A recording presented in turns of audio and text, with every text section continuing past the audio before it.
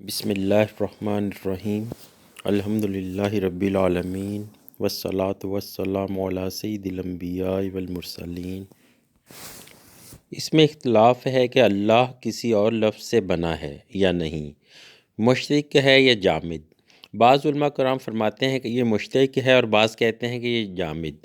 مشترک کہنے والے فیصلہ یقینی نہ کر سکے کہ کس لفظ سے مشترک ہے۔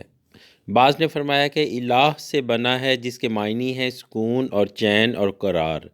چونکہ حق تعالیٰ کے ذکر سے سب کو چین اور قرار آتا ہے، اس لیے اس کا نام اللہ ہے، یا اس لیے کہ ہر ممکن چیز واجب پر ختم ہوتی ہے اور قرار پکڑتی ہے۔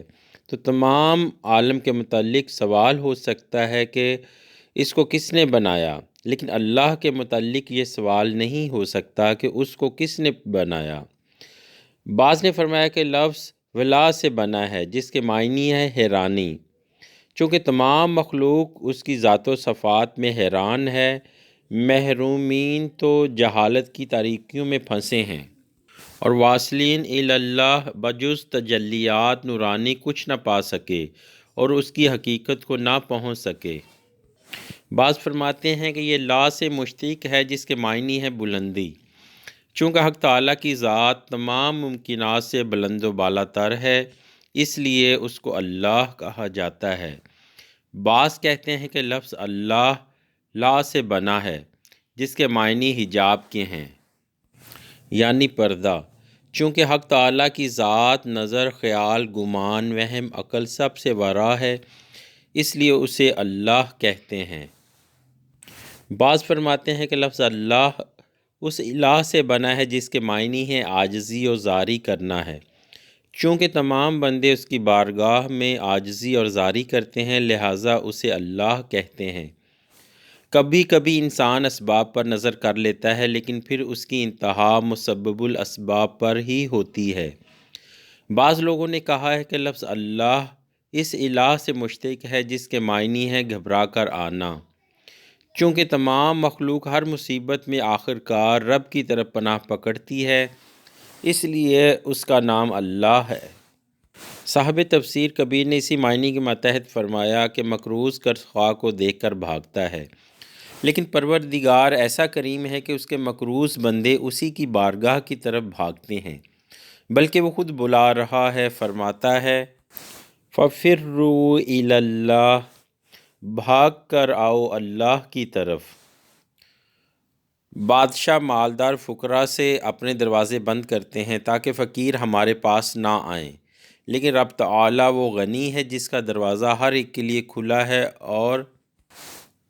اور تو بھگاتے ہیں مگر وہ اپنے دروازے کی طرف بلاتا ہے۔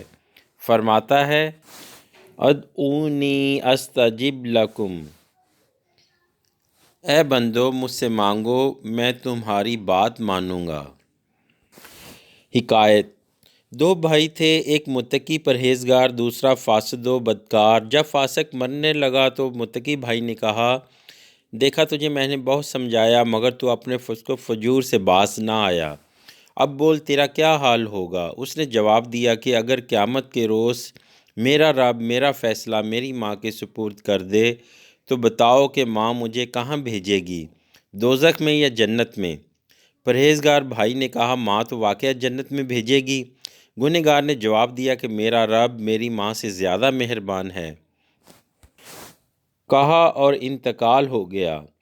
بڑے بھائی نے خواب میں اسے نہایت خوشحال دیکھا، مغفرت کی وجہ پوچھی تو کہا کہ میری اسی مرتے وقت کی بات نے میرے تمام گناہ بخشوا دیے۔ ہم گنہگاروں پہ تیری مہربانی چاہیے، سب گناہ دھل جائیں گے، رحمت کا پانی چاہیے۔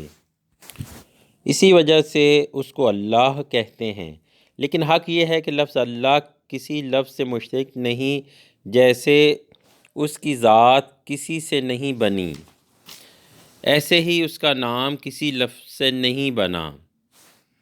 سبحان اللہ، جب اس کے نام میں اتنی حیرانی ہے تو کون دعویٰ کر سکتا ہے کہ میں نے رب کی حقیقت کو پا لیا؟